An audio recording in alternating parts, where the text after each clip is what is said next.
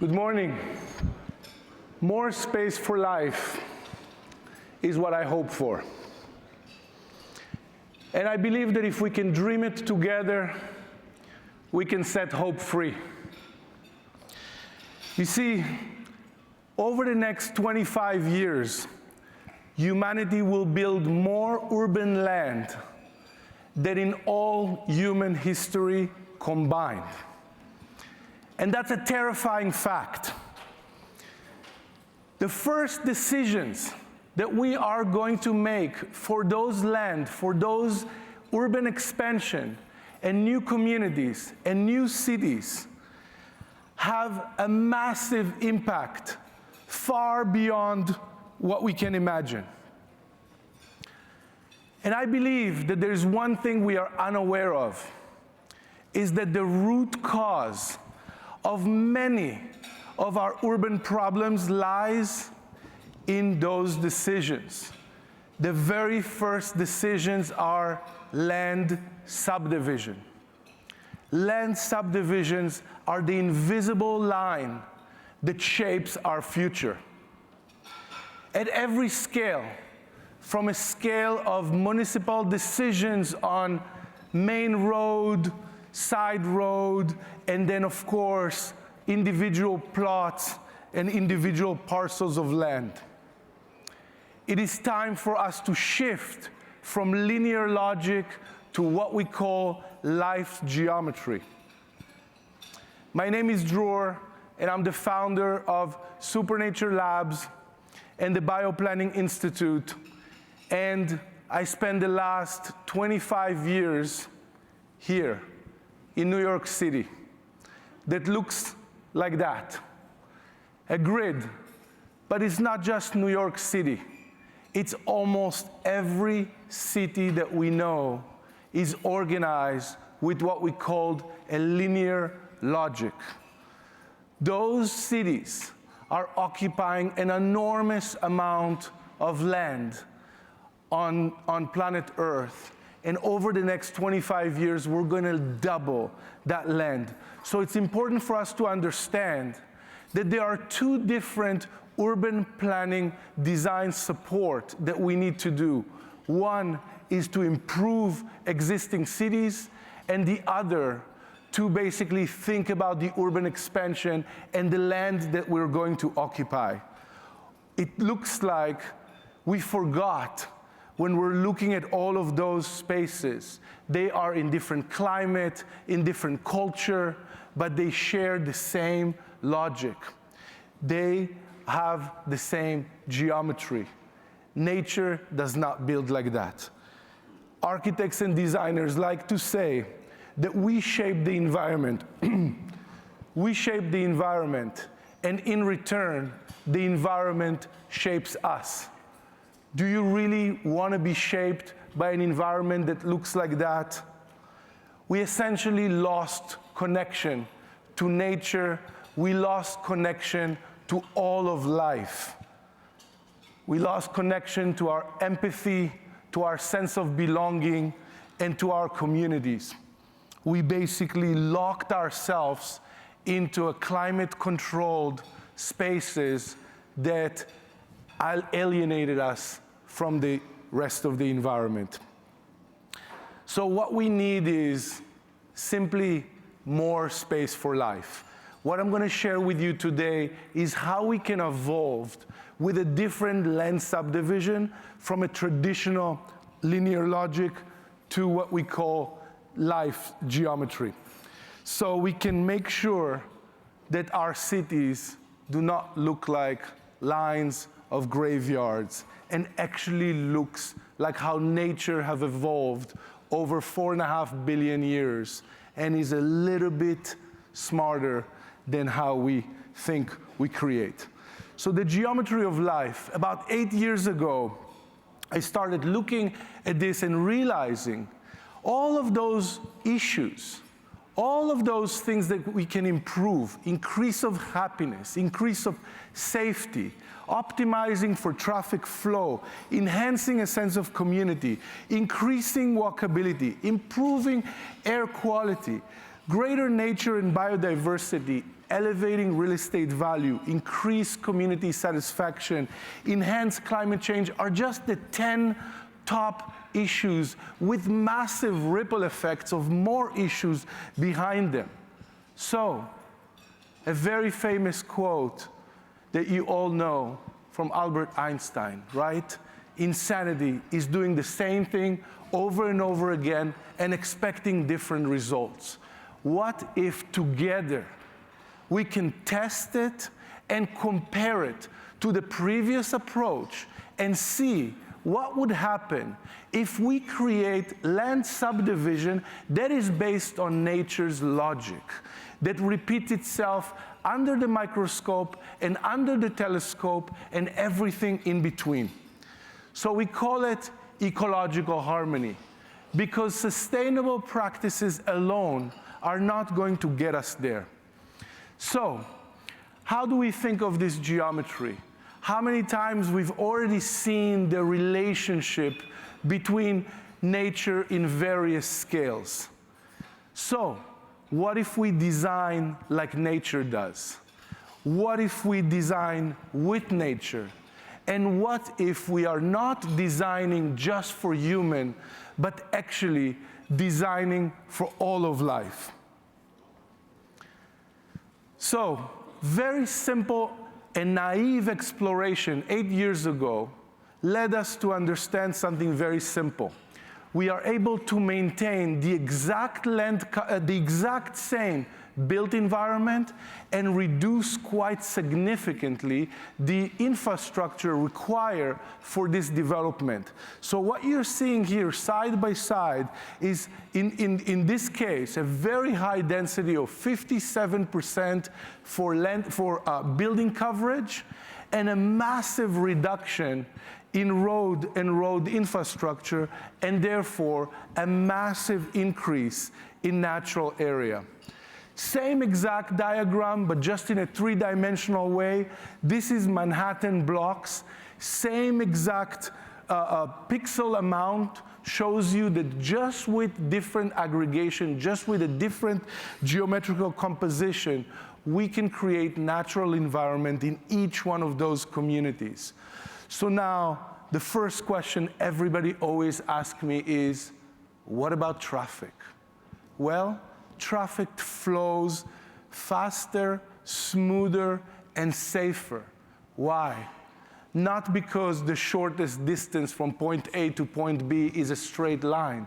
It's because I do not have anymore enormous amount of four-way intersections that are basically hazard point, right? When I cross a four-way intersection, there are 16 potential collision points. 16 cases in which I can crash into another car or another person versus 3 potential collision points when I have merger in and merger out, just like nature divides, right? So 3-point intersection versus 4-point intersection, and for the very first time, a complete separation between vehicular circulation and pedestrian flow. So people can flow through the spaces in such a way that I can send my kids downstairs and not worry that they need to cross a road, because they can play with their friends in the neighborhood without interacting with roads. More so, I can create a completely different relationship for crossing, right? I can have a very simple underpasses, which you see very often in European cities. They're very affordable, and with that logic, I can go for a run or for a walk in my high dense city and never interact with traffic at all. So we call this type of composition supercells instead of super blocks. If you think of the amount of building typologies that we are familiar with today, we pretty much only have private homes, low-rise, mid-rise, high-rise, and skyscrapers. right? Those are the typologies that I'm able to build. And if I have a rectilinear piece of land that the municipalities allowed me to build 20 stories, I'm going to build 20 stories. And it doesn't matter how talented of an architect I'm going to find, it's going to look like a refrigerator, right? So what if we can change that environment at every density, at every scale? This is an example of a traditional suburban sprawl density logic. The same amount of homes that you see on the left are the exact same amount of homes that you see on the right, same sizes of homes, same sizes of plots of land, but then look at that. 40% green space versus 20% green space, and this is not some greening of parking lots or side corridors of vegetation or parks a few blocks away. Those are green spaces for each community at the core of the community. How does it impact elderly people that just want to sit on a bench and enjoy a shade of a tree, or a group of kids that wants to come together and play in their own neighborhood? That same exact logic apply in mid-density and high density with the exact same logic. Don't take me for it, test it, try it. If you are a mayor, a municipalities, an urban planning firm, a construction company, a development entity, test it, compare it, see it side by side, and prove it to yourself. Now, one of the most important things is cost, right? We can actually build this more cost effectively and faster. Why? Because we have a central deployment at the middle of each community, which basically means I am able to reduce construction time because my logistics is from the center. Think about cooking in a round kitchen versus cooking in a linear kitchen that I have to walk to the fridge, walk back to the sink, walk to the stove, and all of those movements are lost of time. What happened when I save 20% of construction time?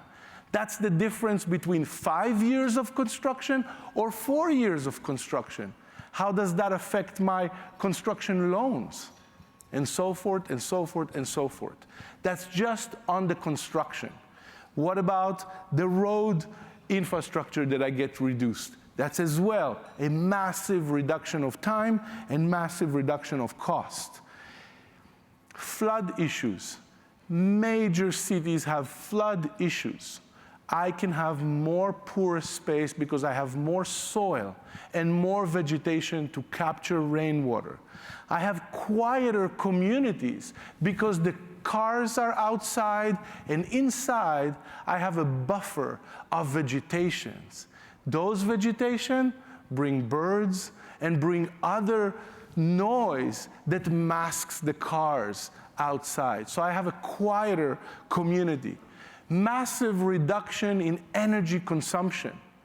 Just by a shift in geometry, I'm able to reduce global average by 40%, which 40% is also the number that energy consumption, global average for cooling and heating of a space. So if I can reduce that by just changing the geometry, that's what we call the bioplanning approach. Listening to what nature wants to build, listening to the existing terrain, listening to where the trees, the old trees are, where are the flow of water, so I can determine the nodes, the points in which I want to protect and build around, rather than just go straight with my road, no matter whether I go up the hill, down the hill, like San Francisco does, right? So if we pay attention to how the land is shaped and pay attention to what's there already, we can respect either the existing typology, the existing ecology, or make sure that we can build the best ecology for that space. Analyzing that requires various tools, if you are in the space of creating softwares for urban planners and municipalities and engineers, let's experiment with this different geometry. Let's shift from what we call the XYZ Cartesian logic into a node-based logic. So we wrote our first book. Hopefully, I'll get it here delivered later on, so find me, and I might have a few copies with me. Many people have contributed to this approach over the years and wrote various sections about mobility, about construction, construction automation, biodiversity, and more. And we are now testing this logic in various parts of the world and looking at urban expansion, new communities in various places, different density, different climate, different cultures. And I realize that in order to demonstrate this logic, we have to wear the master developer hat. So what we decided to do last year is basically convert Supernature into a master development entity and create flagship projects in various parts of the world. So I'm going to tease you with a couple of efforts that we are working on right now. So Supernature becoming the first global brand for ecological urban expansion. We have several active projects in various parts of the world. We had to build our own fund structure and our own asset under management to support those efforts. And we have projects right now in Costa Rica. We have projects in Bahamas. We have projects in Brazil. We are working on few projects in Panama, few projects in India, which, by the way, India is the #1 country that is going to build thousands of new cities over the next 25 years. We have a project in Abu Dhabi, which I'm going to tease you with a few slides about this particular project that is a little bit more progressed than the rest. In a place that is completely flat, all of a sudden the buildings are shaped like hills. So they're actually creating a topography for the place. So when I move around those buildings, I actually get this beautiful experience like driving by mountains and hills. And this development project and all of those development projects essentially are just a precedent. They're just flagship to an approach that about 60,000 municipalities worldwide need. Because more than 60,000 municipalities today are going to double their land coverage over the next 25 years. Are we going to develop in all of those places? No. Can we inspire those places? Hopefully. So, looking at those places and understanding that they are operating with a different land subdivision logic and a different planning logic from the traditional master planning that is, for most parts, extractive and incentivize cars before people. This logic is for life. Let me play one short video for the Abu Dhabi project.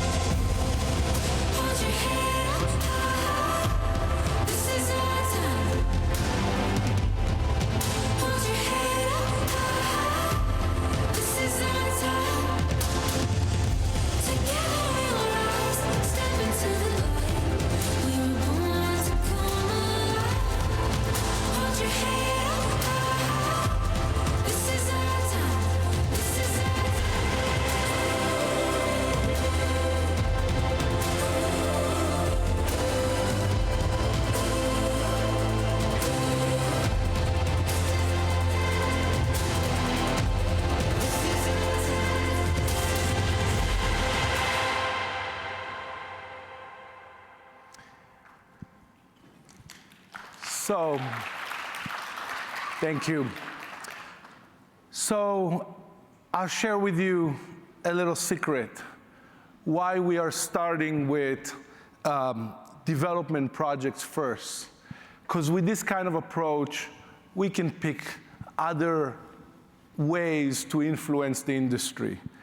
But about 15 years ago, I worked on this project in Abu Dhabi called Nurai Island.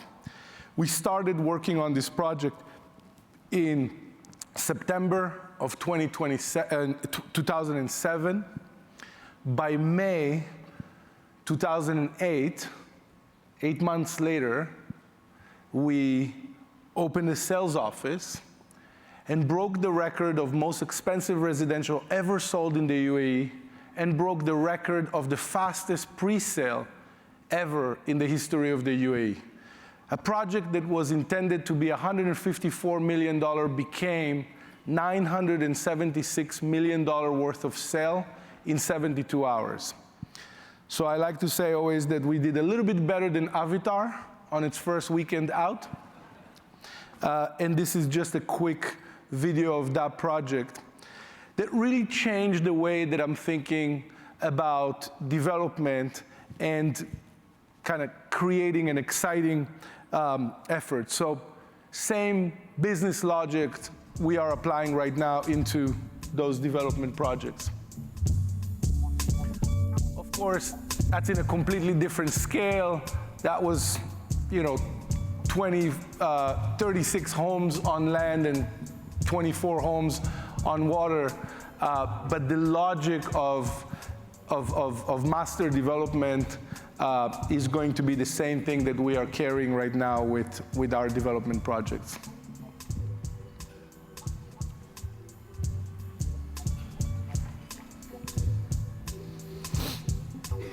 Yeah, you can jump to the next. So that was about Supernature. Next to Supernature sits the Bioplanning Institute. And the Bioplanning Institute is a non-for-profit organization that wants to share the logic, the approach of bioplanning as a discipline with as many municipalities, as many architects and urban planners, as many construction companies, technology companies that are influencing the future of the built environment. You see, when we're talking about 25 years in which we are already going to build those places, we just have a few years to influence land subdivision decisions. So we have to move fast.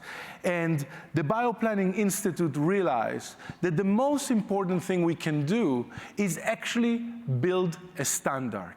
There are about 150 different standards out there. LEED is still the leading standard for buildings, right? More sustainable buildings. This standard is about a different approach to infrastructure. So we call it LIFE.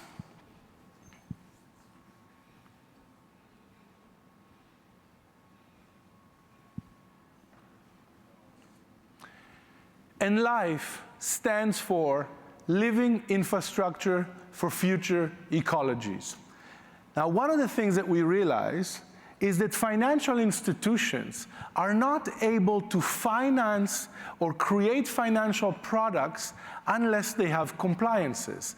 Their compliances need something to rely on. So if we can create standard, banks and other financial institutions can basically mirror that with compliances and for the first time create financing for ecological development and not just sustainable development.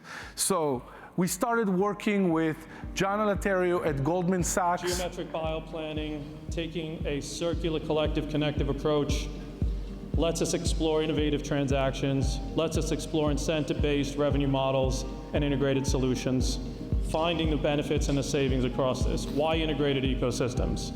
Cellular clusters, shortens networks, improves connectivity, improves transactions with others, cuts roads, cuts transmission, cuts broadband, cuts waste, cuts energy consumption, Most importantly, it cuts and saves time. So this was our debut event in New York in September last year during UNGA and Peace Day.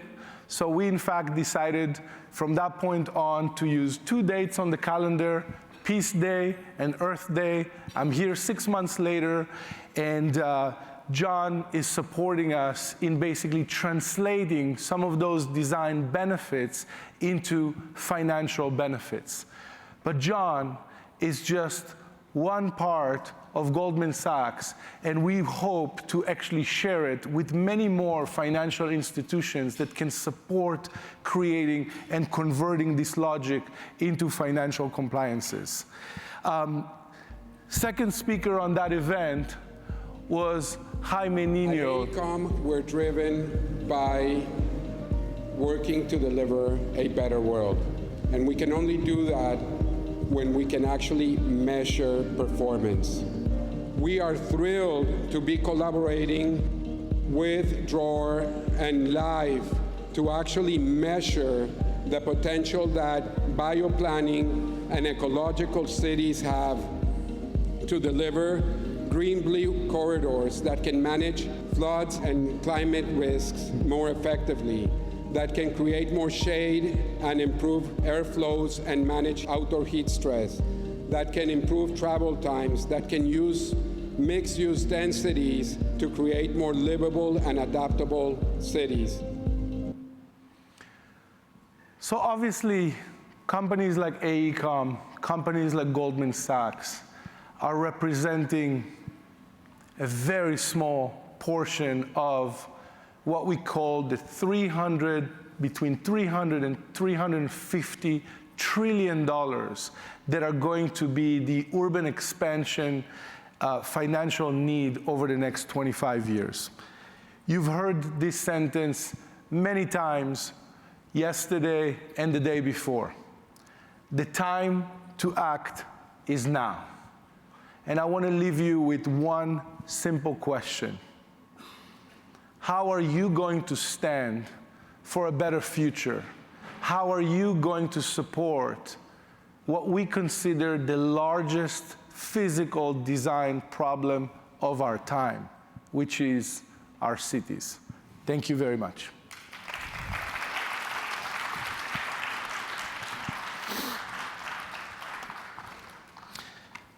All right, I'm actually staying on stage for a few more minutes and inviting this dear friend of mine, Bobby Bailey. Bobby Bailey is an incredible, extremely acclaimed film director that did a couple of unbelievable projects over the years.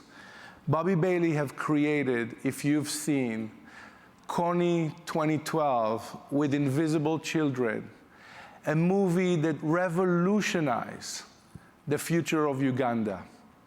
If you remember Joseph Kony, one of the world's biggest criminals that used children as warriors, Bobby took this mission on himself and created a film that changed the history of Uganda.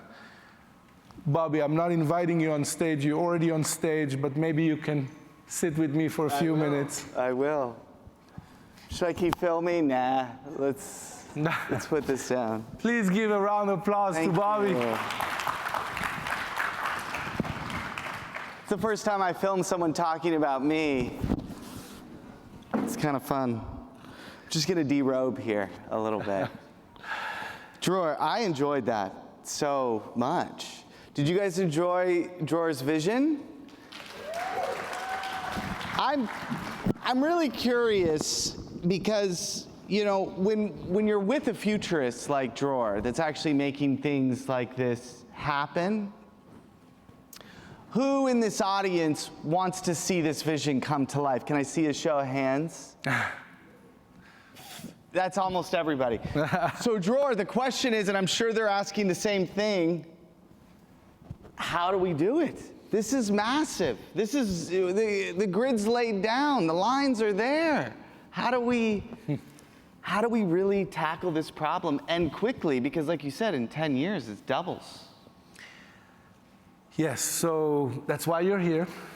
I believe that there's two things we need to do from both ends.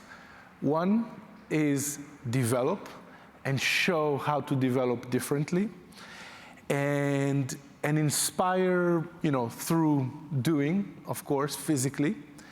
But then on the other side, we live in a time where cinema and media and music have a huge influence on our culture, on our perception, and can educate and can inspire much faster than anything else, right? I mean, I remember a moment about a year ago, I think, I watched this film called The Greatest Night in Pop. And it was about Michael Jackson releasing the song We Are the World and inviting 47 of the most important musicians at the time to collaborate with him. And the result was phenomenal, right? Like when you think of certain movies and certain efforts, and some of them that you have done that truly change history, that made people aware of certain issues, of certain problems. And I have to say, Bobby, I'm so honored to collaborate with you. It's such a pleasure. Bobby and I, after our very first call, Bobby sent me a document with two brilliant sentences. One, I opened my keynote today with, which is more space for life, or more accurately, 27% more space for life, which I thought, what's so beautiful about it is it can be a demand, it can be a manifesto, it can be a commitment by mayors, by companies to investigate and to commit to creating more space for life with development, which I think is amazing. The second sentence that Bobby came up with is the invisible line that shapes our future, which, how many problems do we have that we are simply unaware of until we can't fix them anymore? So if we can create an awareness together with cinematic experiences and other form of creativity and art and music videos that can inspire hope.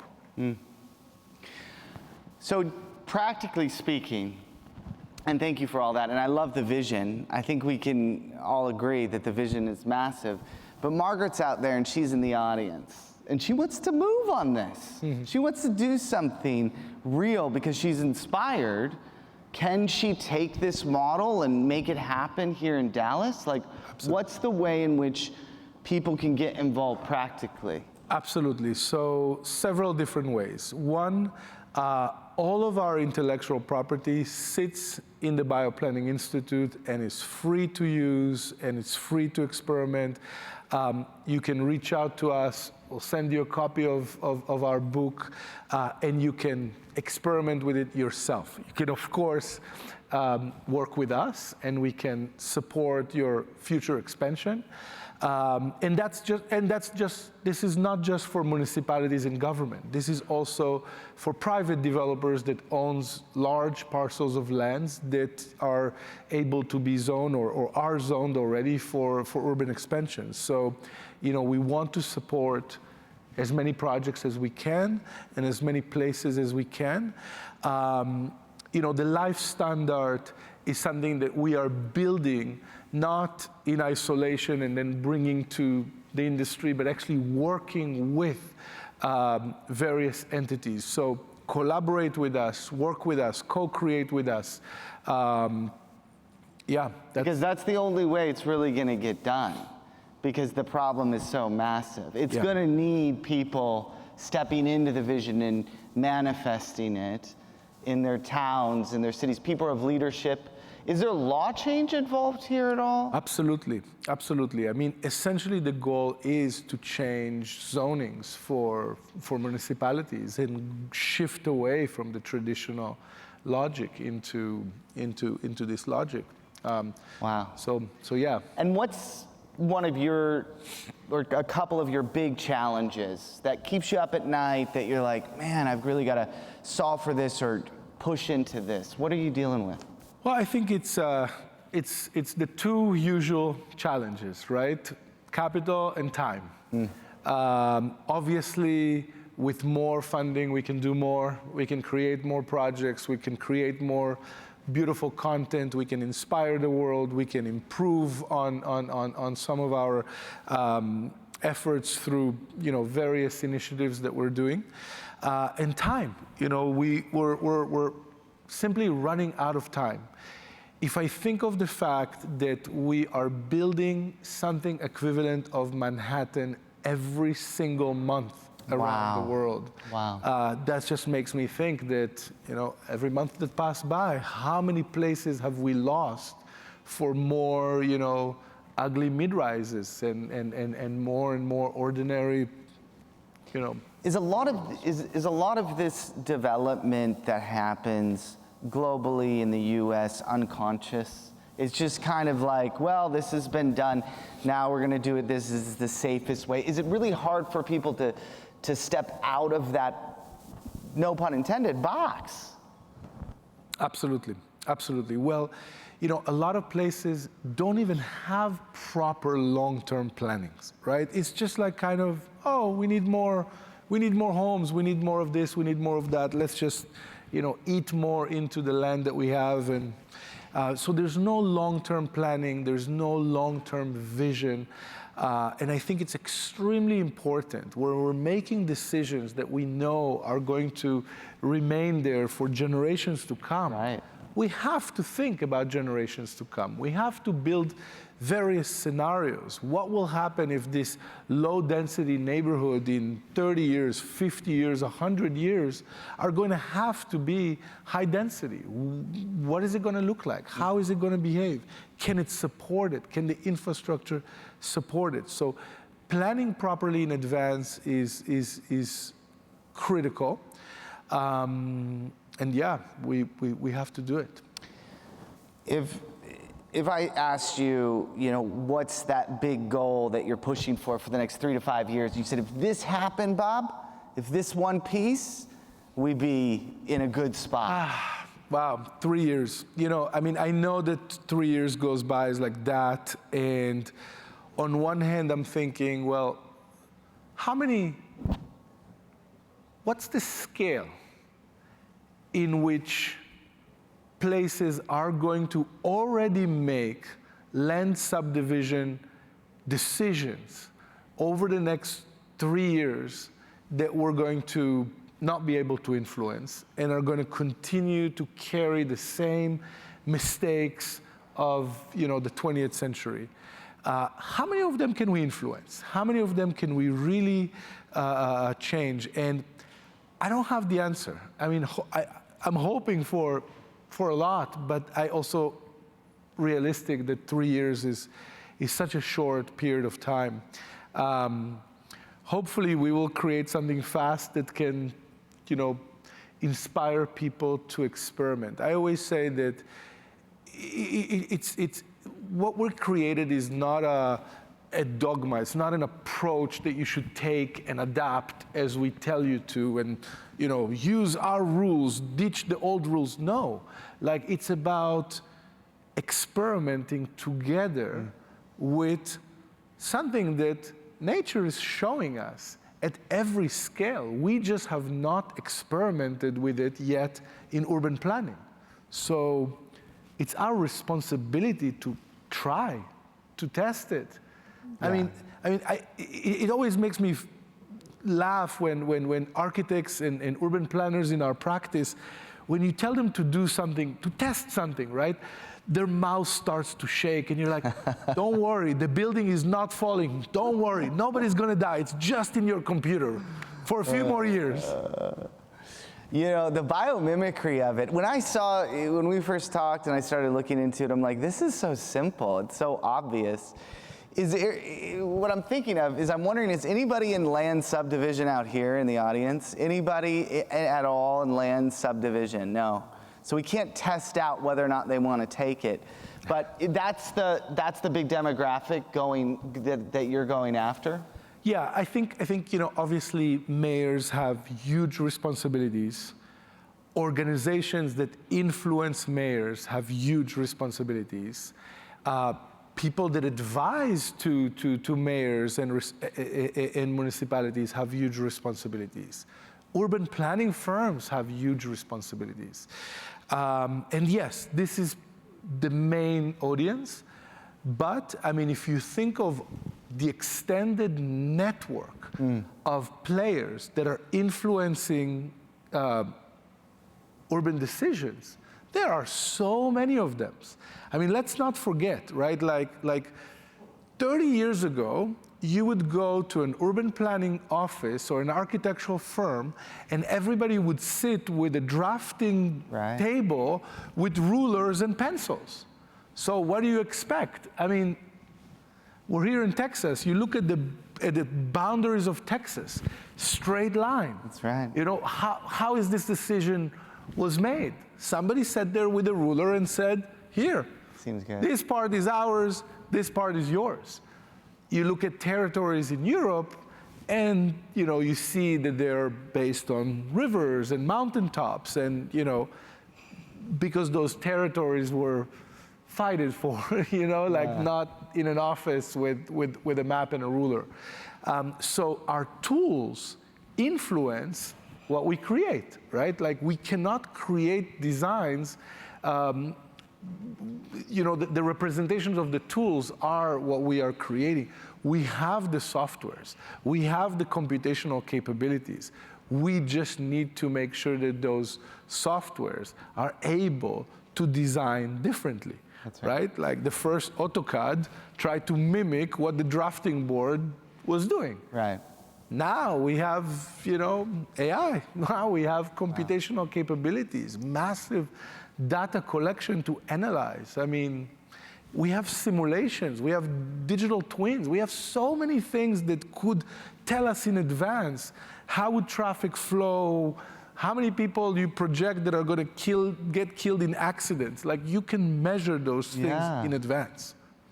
When you start pitching this out and you talk to people, do you get a lot of pushback that's like a little pie in the sky here, Dror, a little high? Yeah, that's a very, very important question, Bobby.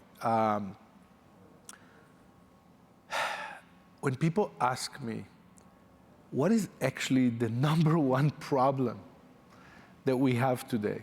I say it's not climate change. It's not loss of biodiversity. It's a lack of hope. People are simply not hopeful. When I started this approach, people were kicking me out of the office. It's like, good luck to you. Yeah, I would imagine. Go change urban planning. Go change. And then all of a sudden, major Ivy League schools are coming on board, major construction companies are coming on board, major, cities are coming on board, and you can't ignore it anymore. So they're like, oh, it can be done. Interesting. Now the question is, are you going to be an early adopter, or you're going to wait? Prove it in your city first. Let me see how you're doing. No, we have to try it. We have to experiment. It's our responsibility. And I think, of course, hope and integrity are often weaved together, right? Because if I'm not hopeful and I'm cynical and I believe that the past was better than the future, then, my value system is different. That's right. I know for me, when something's hit, like a calling, this feels like a calling that you're doing, that you're living out. This is like your life mission. Yes. But that often metaphysically, spiritually feels like a download, feels like against all odds, impossible stakes. I'm gonna push forward. I'm interested when you first felt that. When was that download? When did that happen where you're like, wow, this is something bigger than me? Well, first I was hoping to interview you on stage, so we'll switch to that because we have just another 7 minutes. But yes, I'll share with you. It was actually a very, very, very clear moment for me. I was about to turn 40, 9 years ago, and I think that at that point in our life, we think, what have I done so far? What am I going to do from this point? It's kind of like a point in life right. which you mid-age, evaluate. And I remember sitting in my country house at a time, sitting in my apartment in New York at a time, and thinking, everything I've done until now was with the lens of me. We've done, a concept car for Bentley. Let's do a concept plane. We've done sneakers for Puma. I see. Now let's do, a collection for Adidas. Or design in that way. And then for the very first time, I thought, well, what does the world really needs the most out of me, out of my experiences up until now? And it kind of shocked me that the answer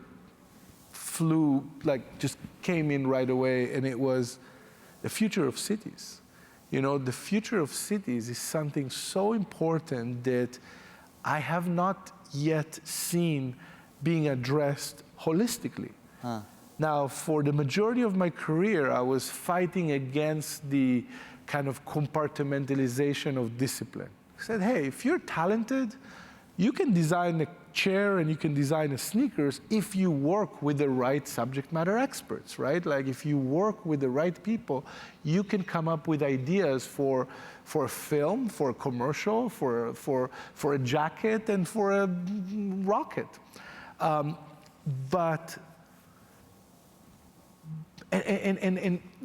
the years, I've also had so many experiences where we brought innovation for a different discipline to another discipline and created something completely different. I mean, for instance, Galata Port, which was the largest project we've ever worked on, is a 1.2 kilometer of Bosphorus front, which had to be the main cruise ship terminal of the city. And it also sits on the most valuable piece of land of Istanbul.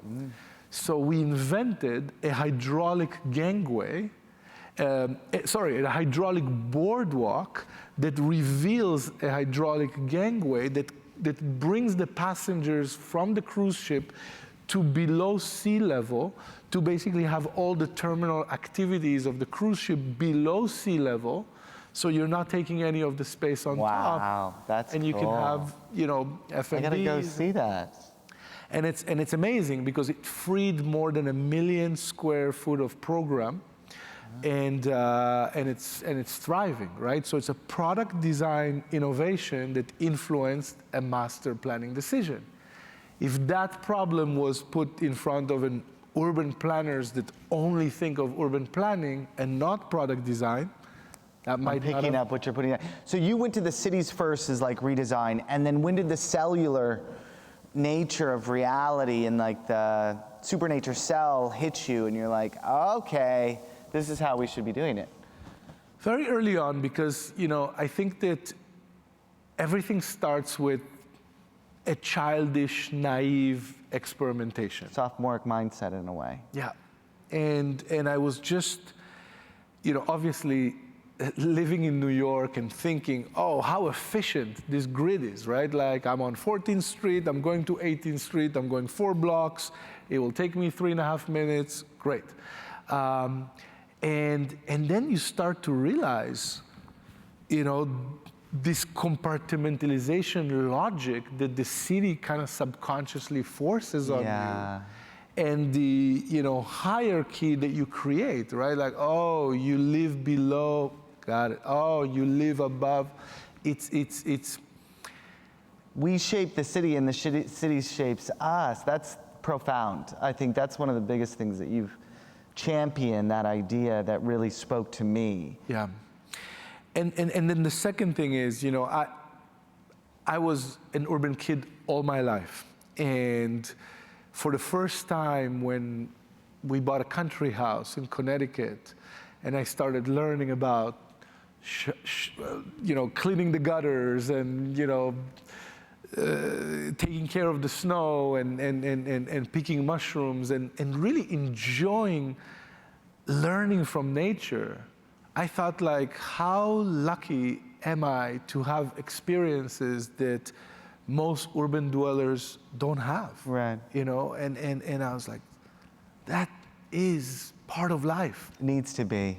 Yeah, looking at those trees, I know it really helps. Bobby, I see that our time is running out, and Yes. you've done a great job with asking me questions. But I want to ask you a question. 'Cause Okay. You jumped into this project several months ago with so much excitement, and I'm so grateful and humbled by your participation. What excites you the most, and why are you doing this? Well, you know, I try to look at stories through the lens of the subject that I would be spending a lot of time with. And it's so rare to meet a charismatic visionary that is a futurist that's actually pressing in to do it. When I've told you this, but Man on Wire is an inspired film that I saw at Sundance, and you might have seen it, about the guy that, and I'm like, Dror has this romanticism about him. He has this presence. And for me, you're the first draw in for me. If that first meeting, I was like, I'm not interested in this guy in terms of a character, like to follow, forget about it. But I was like hooked. And then when I started learning about the revolution, and I'm still learning about what can be done here every time we talk, it's just like, this is one of the better places I could spend my time. I have children, you have children. It's like, let's try to push in as hard as we can for a future that gives them a chance for more life, more space for life, of course. I have 10 acres, backs up into an easement of forest is about 500 acres. Oh. So I know just the importance of that land. Children need two things when they grow: the cloak of story and the cloak of land. And you're doing both.